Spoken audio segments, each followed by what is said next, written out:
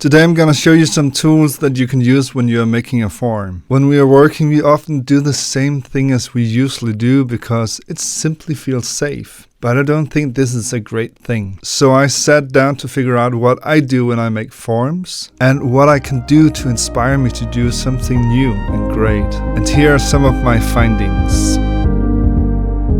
So my first tip is to only have the chords or the bass. So let's try to only have the chords. So this could be an intro, or this could be a between part, a bridge, or the ending. So let's try the bass and the melody.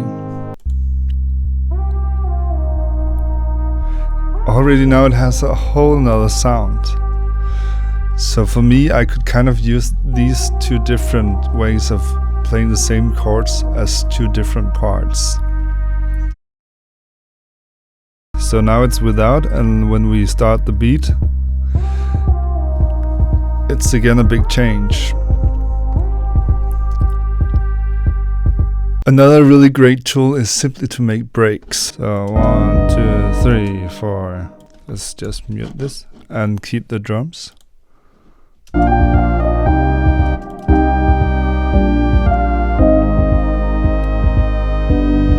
Break. And then some other drums maybe. But even just the break, as it were, was really good, I think. It did something. Split the part, maybe repeat the ending or the beginning or the middle. Let's try. So if we just loop the first.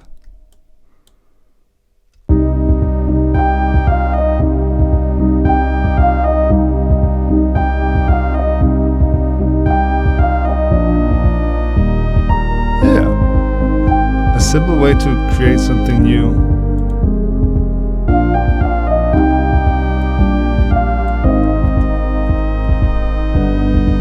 And repeat the outro.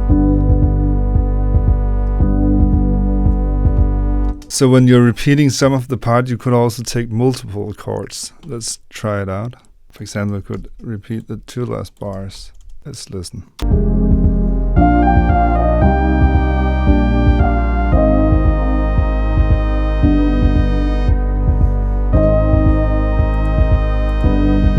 And a break. 1, 2, 3, 4. The next is to extend your last chord.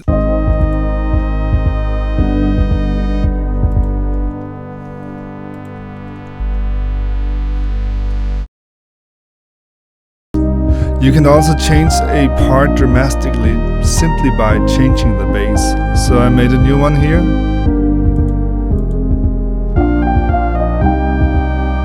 Which is just the same note which fits. But you can hear now something is happening. It's like it's building up for some kind of action. I also made a bit more messy one, which sounds like this. And you can hear the chords gets a new. The next part is to octave your chords. This just gives another feel again. So you could kind of switch between octaves and make it the chorus or the verse, and let's go back. It just brings something new to something you already made, so it's a very simple trick you can use. And then we can also transpose. So I made it so it goes 2 half steps up. Let's try.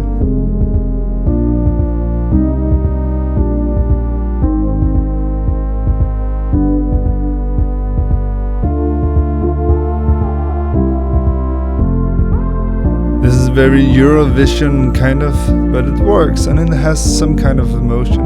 When I was writing these things down, I was thinking about this, and I don't think I've ever done it, and I want to do it.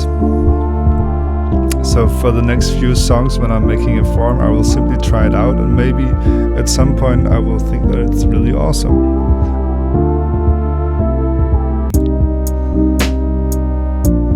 And then to swing. just gives two different emotions. And again, that just makes it so that we can use the A part in even more different situations. Or as we like. Try to make your part half time or double time. And then let's go to half time afterwards.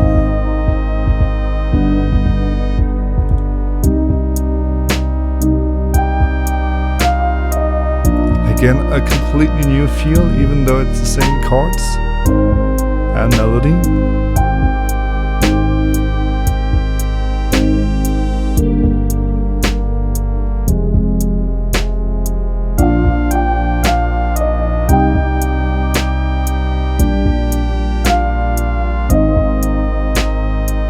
So this is some of my ways of thinking, making a form.